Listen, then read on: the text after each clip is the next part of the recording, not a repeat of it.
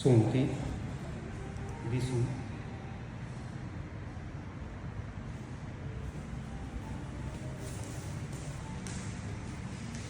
lên tí, lên, ok, nào bằng mặt, ok, nào tôi cho kiểu này, nói nói to nói nhỏ, nói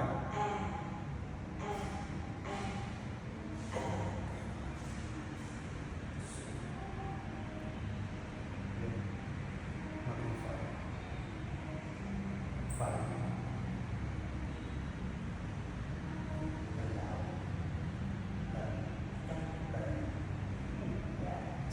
hiểu không?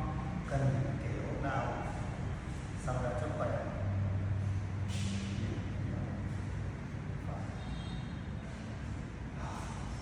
Kiểu nói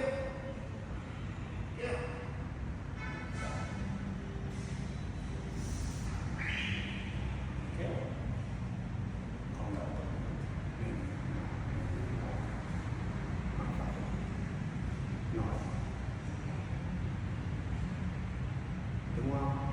Kiểu đúng không?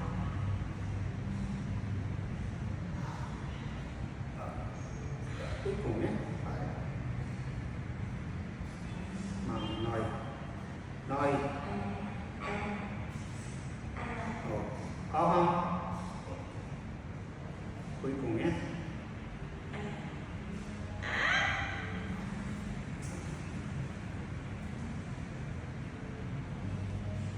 lên khỏe nha. Đầu quay tội chút xíu, đầu dạ,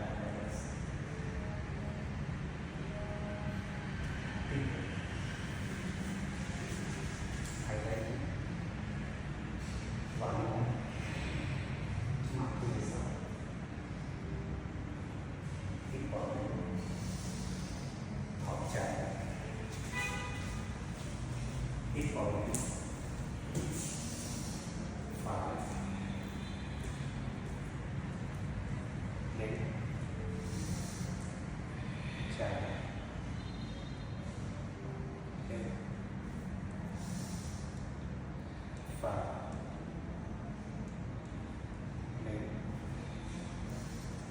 chạy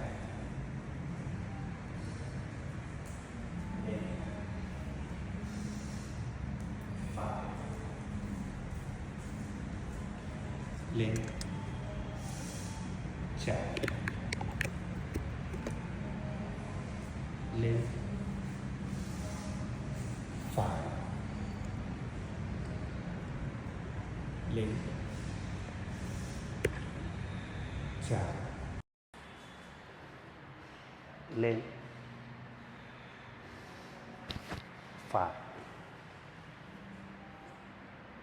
lên chạy lên hai tay đẩy chút, ok, tôi nói tiếng Anh chút xíu nhé, tôi nói tiếng Anh nhé, hai tay xuống, ok, hands up, no, tay tay lên, hands up, dạ, mắt kính lên, ta cho tôi 5 lít, ok, 5 lít, hít vào, thở nói rồi, cặp này xuống, đi xuống, down, down xuống,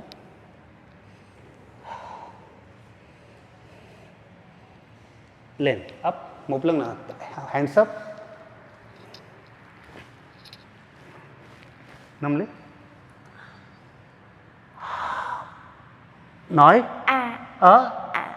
cặp này xuống, down, so go down, have a spinal cord, the first one, lên, see, simple rồi, đấy chút, no, hands up, on right side, phải, this one, mark this out, hít vào, inhale, nói ok, hands up, left side, the same thing, hít vào, thở, gập người xuống.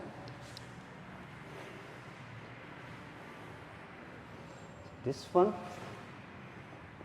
Marking lên. Yes. And say again, nói. So this one, the spine step. Rồi chị, ok. Hai chân thẳng. Hôm nay không có tập nhiều, hôm nay lấy khỏe chút xíu. Sau đó tập á, tiếp tục sẽ mạnh hơn.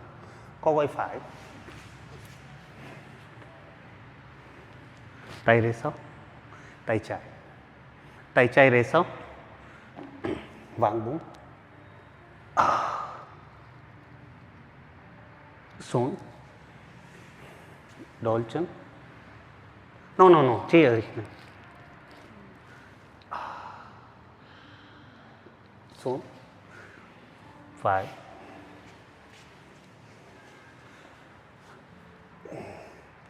Marking. Kéo. Xuống. Trái.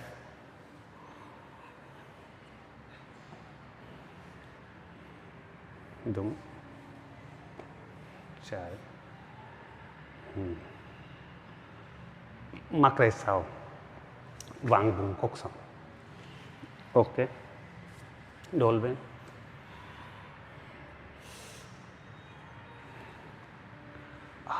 Kéo. Hai lần nữa. Two more time. Good.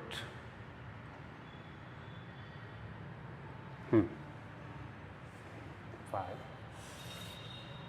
Yeah, good. Kéo. Xuống. Cuối cùng. Tiếp. Trái. Tiếp. Đền quá hả?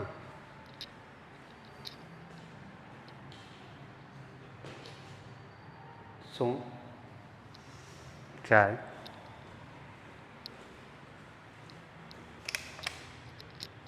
Rồi, bỏ đi chân chị ơi.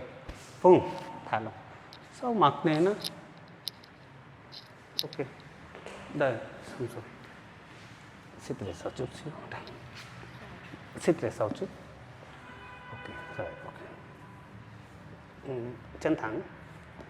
Chân phải đụng lên đùi trái. Co gối. Ok. Tay ra 6, 7.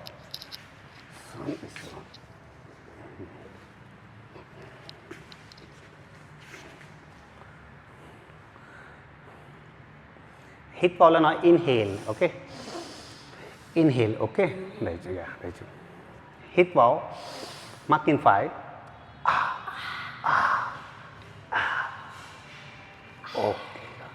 Đốn. Chân này, đấy.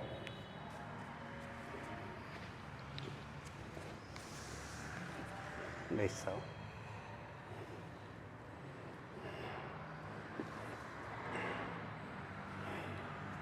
Đây chút xíu. Ok. Yes.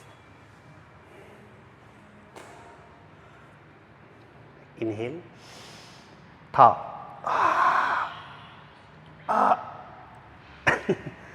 Hai chân thẳng.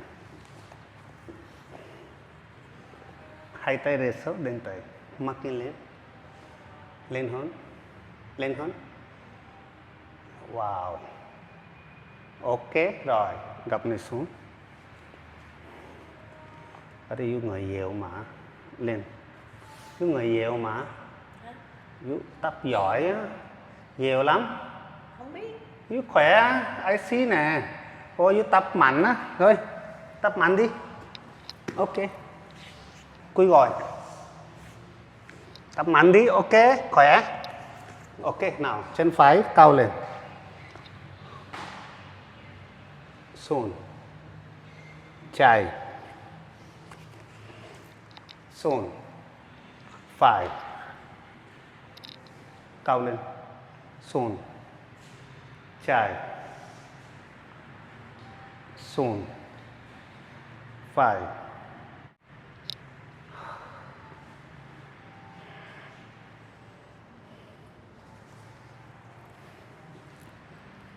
Co gối. Hít vào. Nói Rồi. Đổ chân. Chạy lên. You lại. Hold it, the poster. So at least you have to hold this poster 10-15 seconds. You lại. Đầu đúng không? Cần đầu. Marking thẳng. Sẵn sàng. Có gối. Nói. Ồ. Em bé. Ok.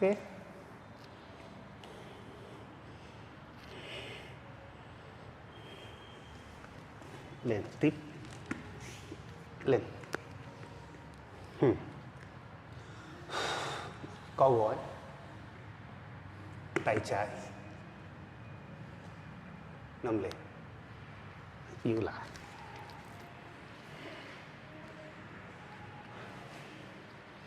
So this posture for your spinal cord is the best posture. Chị ơi, marking lên. Yes, okay. So 1, 2. Nói ok, giỏi. Đảo chút xíu nhé. Giỏi. Ngủ. Em bé.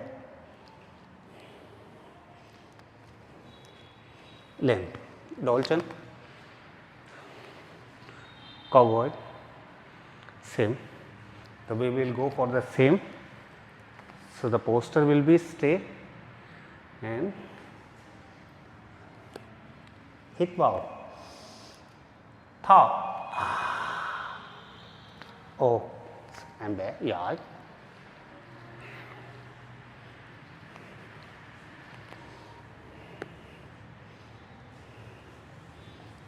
Lên tiếp. Nào, chị làm cái chân cái gì? Số chân phải, đúng rồi, chân phải đúng không? Số khuỷu tay phải xuống. Chân lên. Tay trái, một lần nữa, nằm lên. Wow. Marking lên.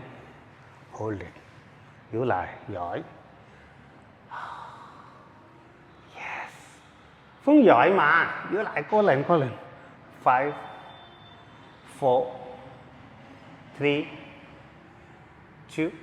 Ok. Xuống. Từ từ nhé. Lên, đổ chân.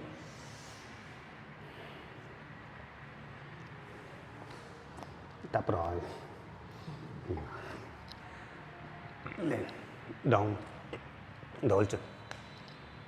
Chân này. Đúng không? Tay chạy về sau. Cái gì không?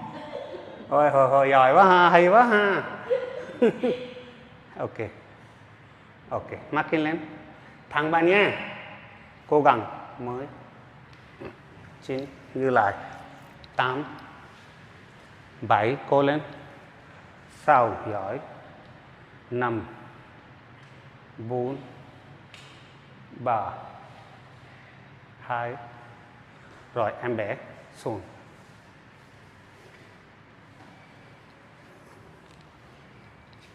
Lên, giống nhau. Úp mặt. Ít chút khó nha. Ok, rồi, chân phải lên.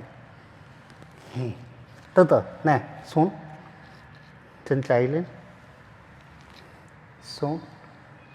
Chân phải lên. Lên hơn. Xuống. Chân trái lên. Xuống.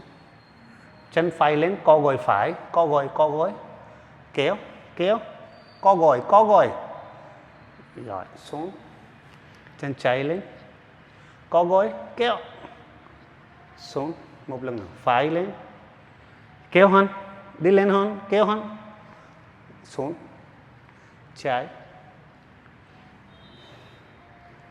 Xuống, em bé, ok.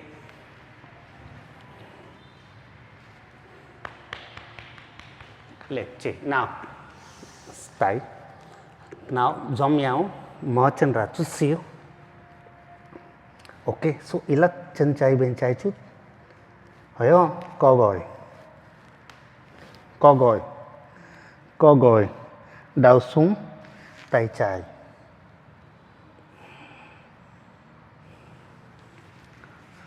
mắt kính lên. Ok, mắt kính lên. Kéo gối lên.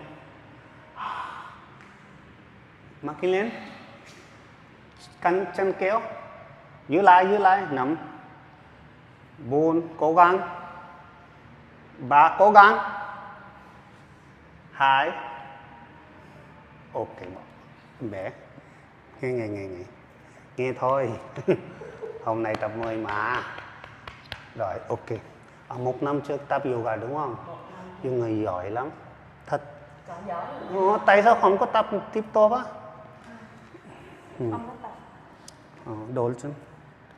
Bên nã.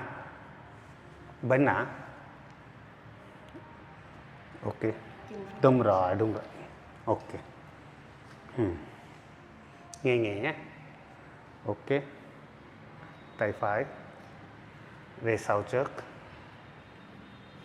Lên. Nè, khuỷu tay thẳng. Lên kéo tay lên. Nè, như này. Tay nè, kéo ra. Mắt kính thẳng. Giữ lại, nắm. Ôi, xuống rồi. Ok. Nghe thôi. Nghe. Xuống. Giỏi. Rồi, tiếp theo. Chân phải bên phải.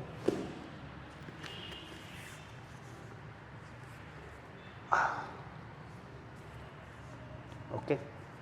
Tay chạy xuống vào trong. Tay phải lên. Giữ lại.